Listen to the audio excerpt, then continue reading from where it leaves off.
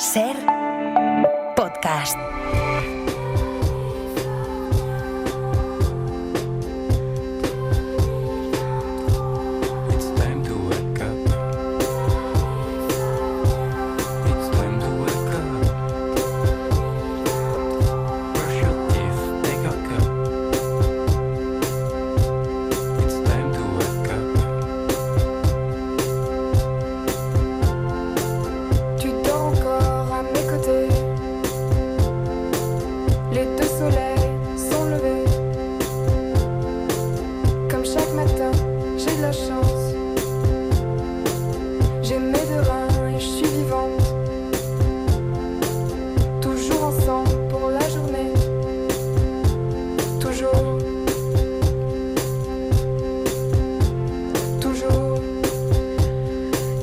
En el A Vivir de Verano vamos a seguir muy pendientes de la actualidad internacional, vamos a seguir dedicando esta primera parte del programa a seguir lo que pasa en otros países del mundo, pero vamos a cambiar un poco la mirada, la forma de abordarla, y a ello me van a ayudar los compañeros de Página Internacional, Xavier Orri y Mario Roering. Buenos días.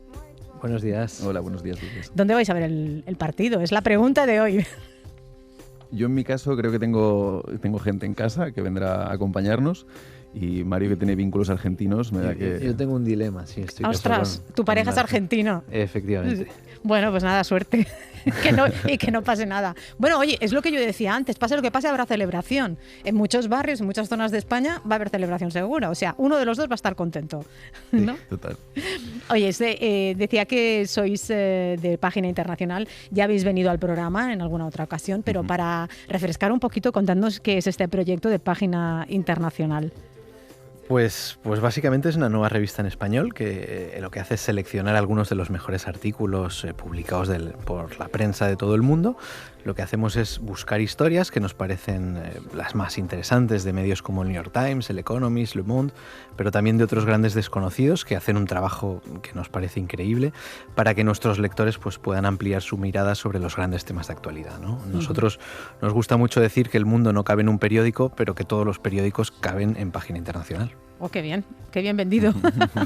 Oye, si hay algo que represente hoy en día la geopolítica, es ese palco de la final en Nueva York del Mundial de Fútbol, ¿no? Porque menudo palco, ¿no? Va a estar ahí Donald Trump, va a estar el jefe del Estado con su familia, los reyes, va a estar, creo que el presidente del gobierno, Pedro Sánchez, en fin, que miras un poquito lo que es el fútbol hoy en día y quizá explica la geopolítica, porque también en ese palco están representados los dos bloques ahora, ¿no? que hay, y no sé si vosotros habéis puesto el radar para encontrar algún artículo que nos hable de ese momento, ¿no? Del fútbol, la geopolítica. Sí, hoy no podía ser de otra manera, nos ha tocado un día futbolero en Página, sí. Y hemos escogido dos artículos. Uno es una geografía hermosísima sobre Leo Messi y ese encanto de adorar a Leo Messi casi como una religión pagana y amable. Y es una pieza de New York Times Magazine que es bastante divertida. Y luego tenemos algo un poco más solemne, que es una pieza que ha publicado un escritor palestino que se llama Mohamed Marwish en Golden Goal, que a su vez es una revista que ha nacido solo para el Mundial, y ahí cuenta la historia del fútbol palestino y cómo el balón siempre es un síntoma de esperanza. Y la verdad es una pieza muy, muy recomendable porque explica, la geopolítica y el último siglo de historia a través del fútbol palestino. Oh, pues qué dos lecturas tan interesantes como para hacer la previa del Mundial. Pero bueno, vamos a empezar con los temas que teníamos previstos para hoy, porque claro, habíamos hablado antes de saber siquiera que España iba a disputar esta final. Vamos con ellos.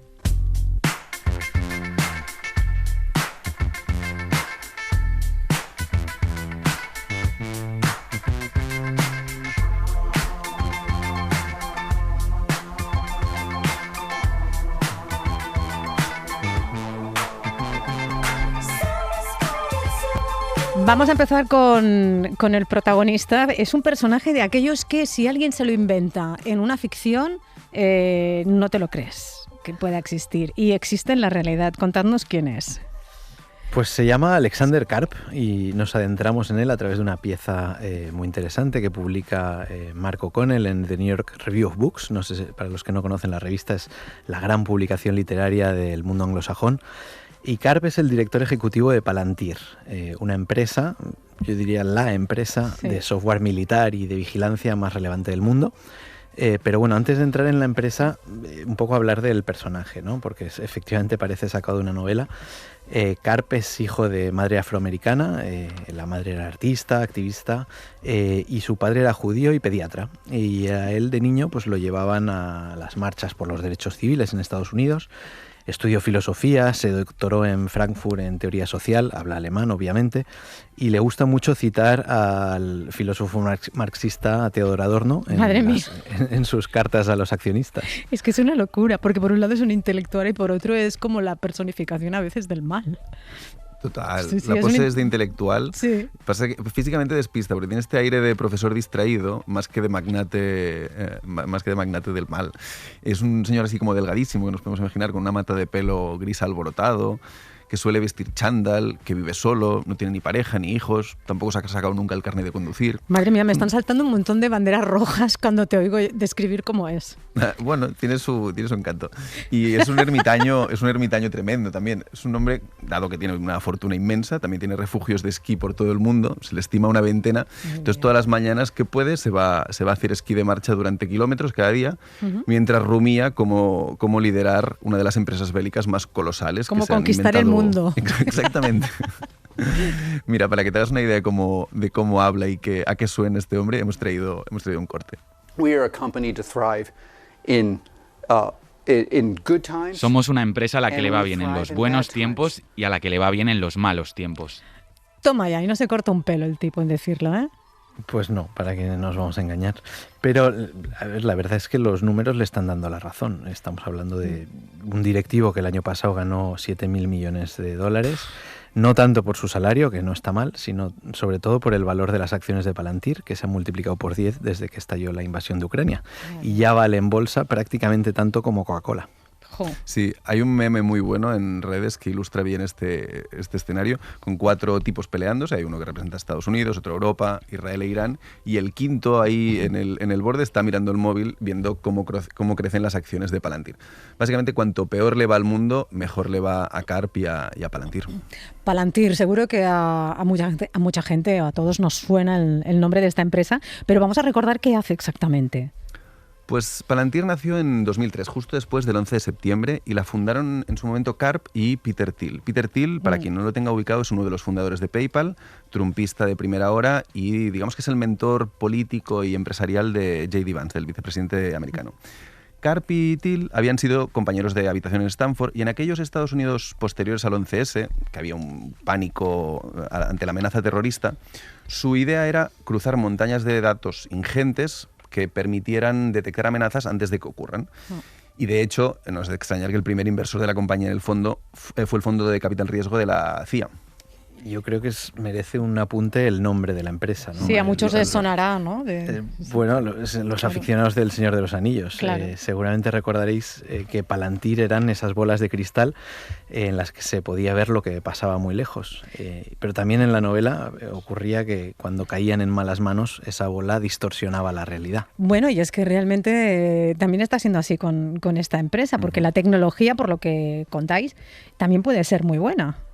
Claro, el asunto con Palantir es que la tecnología es brillantísima, claro. Es extremadamente avanzada y en realidad tiene una cara virtuosa Palantir, porque de hecho tienen como 2 caras. Hay una amable que se llama Foundry y es básicamente software para grandes empresas. Lo usa Ferrari en Fórmula 1, lo usa Airbus, Nike y luego cosas que están muy bien, como la red de hospitales públicos británicos, pues que cruzando datos son capaces de detectar patrones que de forma aislada sería imposible que se detectaran.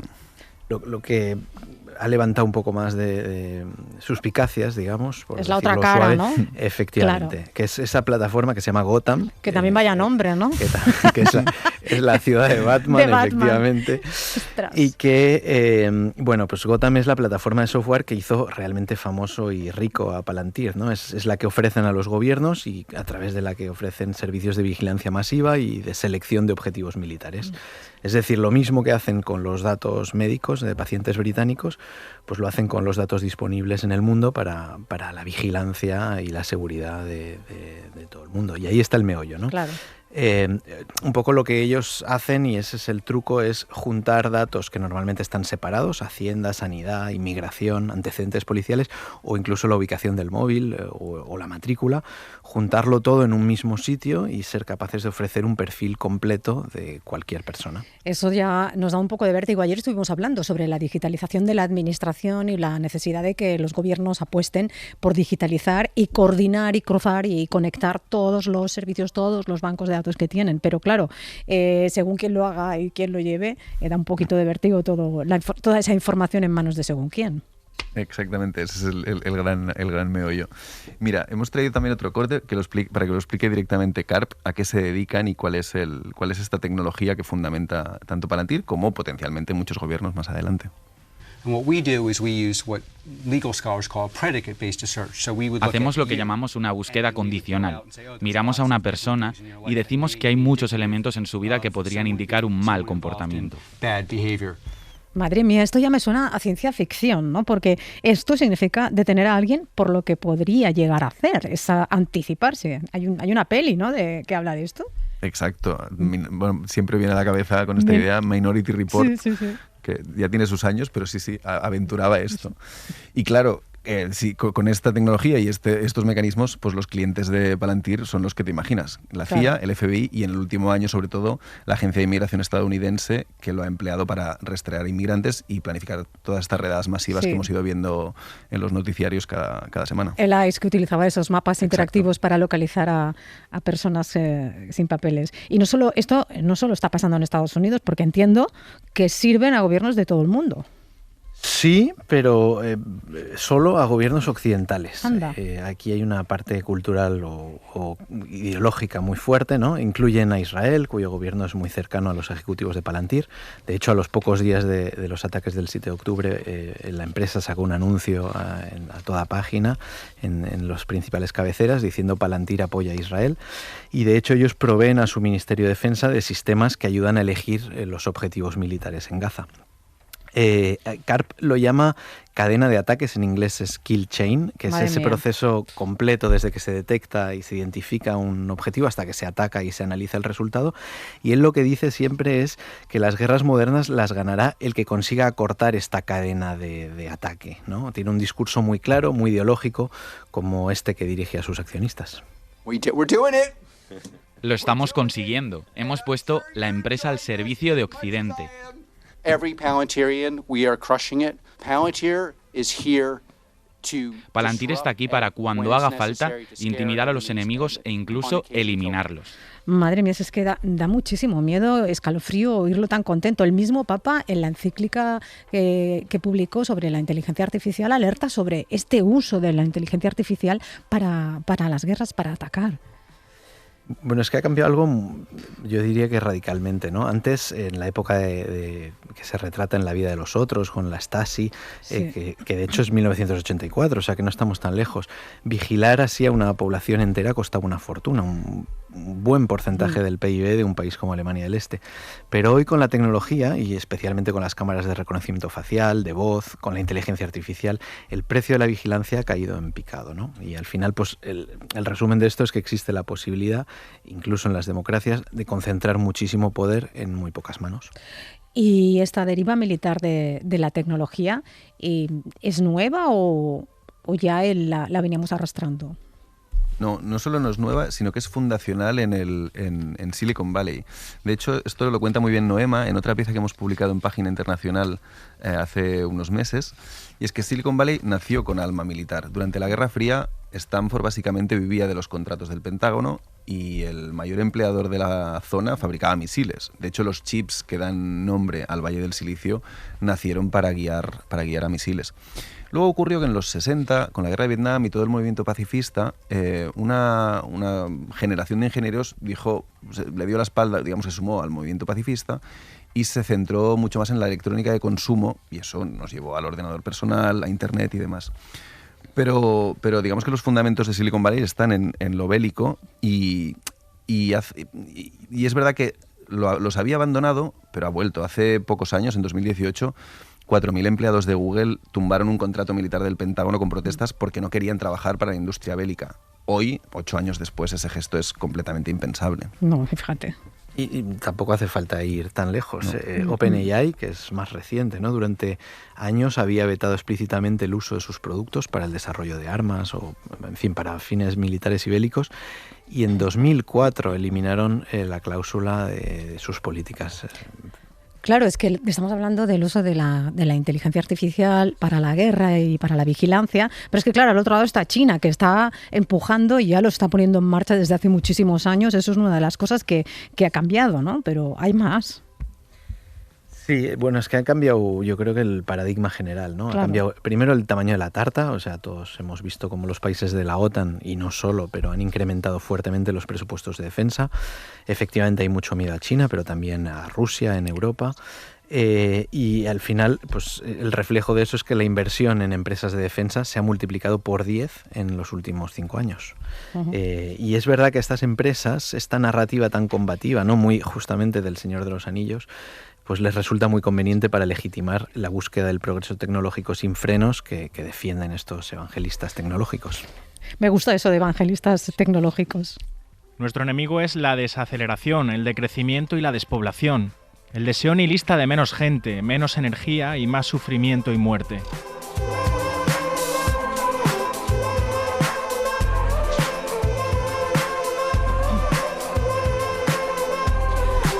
Es que pone los pelos de punta escuchar las declaraciones.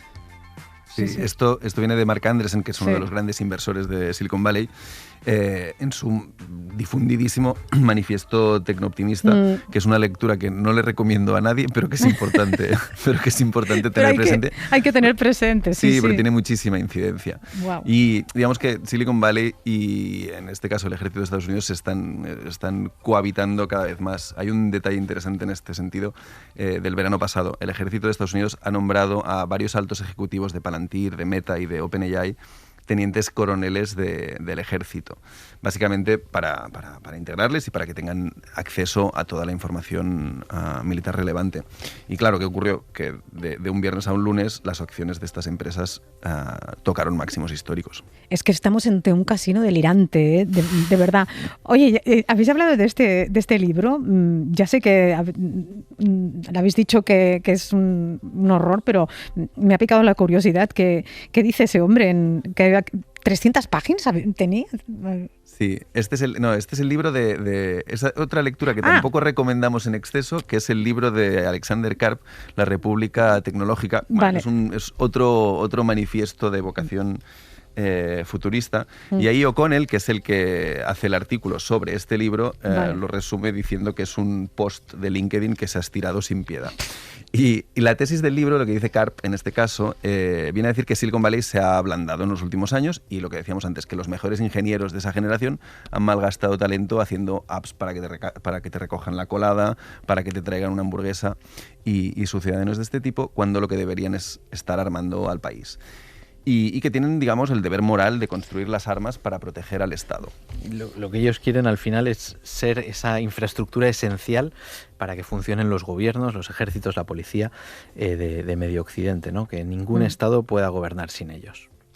Sí, y lo que conviene es mirar también quiénes están detrás de esta ambición, porque no es solo Karp. Como decíamos antes, está su socio Peter Thiel, que es quien lleva el peso ideológico de la empresa, que es un hombre que defiende abiertamente que la democracia es un estorbo, que desconfía completamente de las instituciones y digamos que su modelo es entregar a unos pocos hombres fuertes la tecnología y las armas para que arreglen el mundo.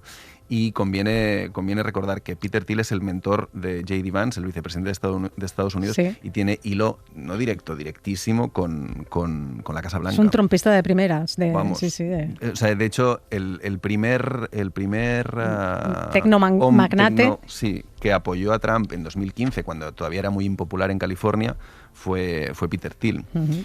Y en teoría, durante años, a Karp se le presentaba como el contrapeso progresista, porque claro, como tiene pelo alborotado y un aire así más bohemio... Y cita filósofos alemanes Exacto. marxistas, es que manda Exacto, narices.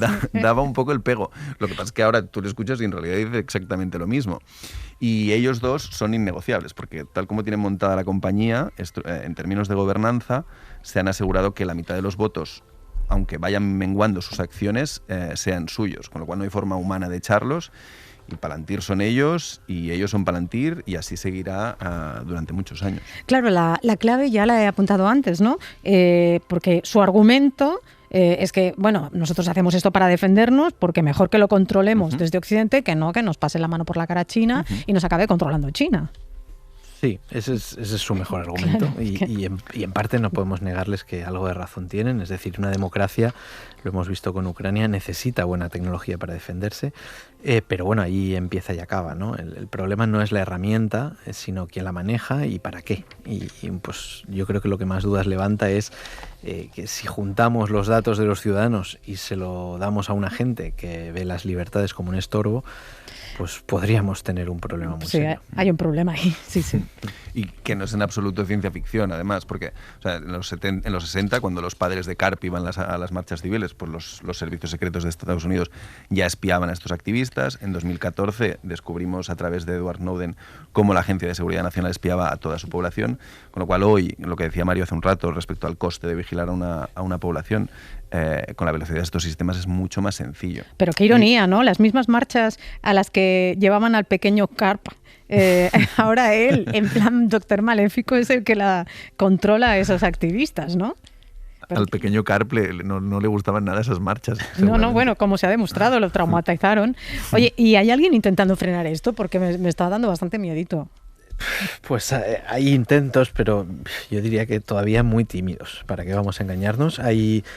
Fue muy sonado, 13 ex trabajadores de Palantir, son ex trabajadores, como he dicho, que publicaron una carta abierta hace un tiempo pidiendo parar ciertos contratos, y en particular uno de $30 millones con el ICE, con el Servicio de Inmigración, y pues básicamente lo que decían era que el simple hecho de juntar todos esos datos, aunque sea con la mejor de las intenciones, ya dispara el riesgo de abuso. Y luego, pues bueno, desde Naciones Unidas se está empujando a un tratado para prohibir las armas que matan sin que medie un humano, las famosas armas autónomas letales. Pero bueno, tampoco es que lo que diga Naciones Unidas va a llegar Se tenga muy lejos. mucho en cuenta en los conflictos. Sí. Efectivamente.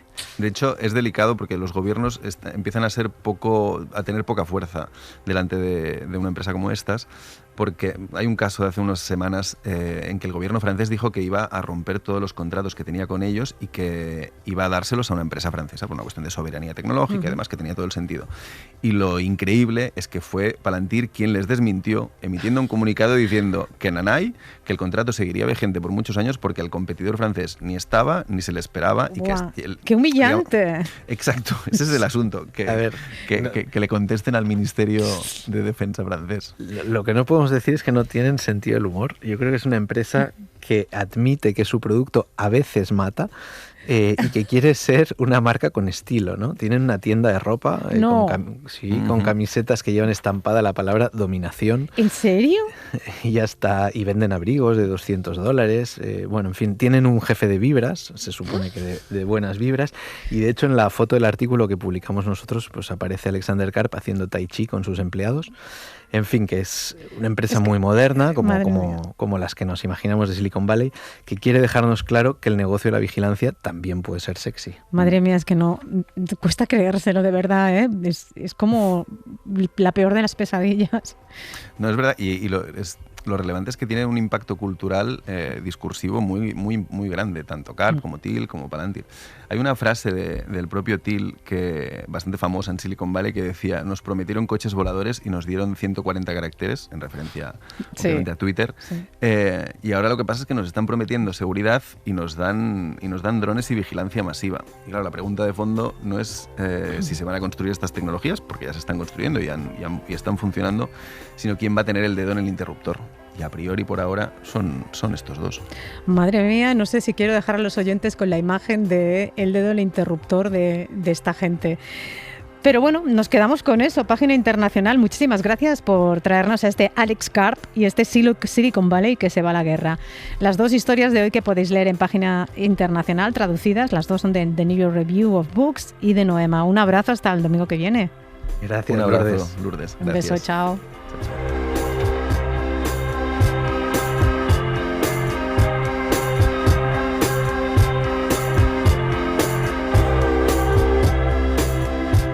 Para no perderte ningún episodio, síguenos en la aplicación o la web de la SER, Podium Podcast o tu plataforma de audio favorita.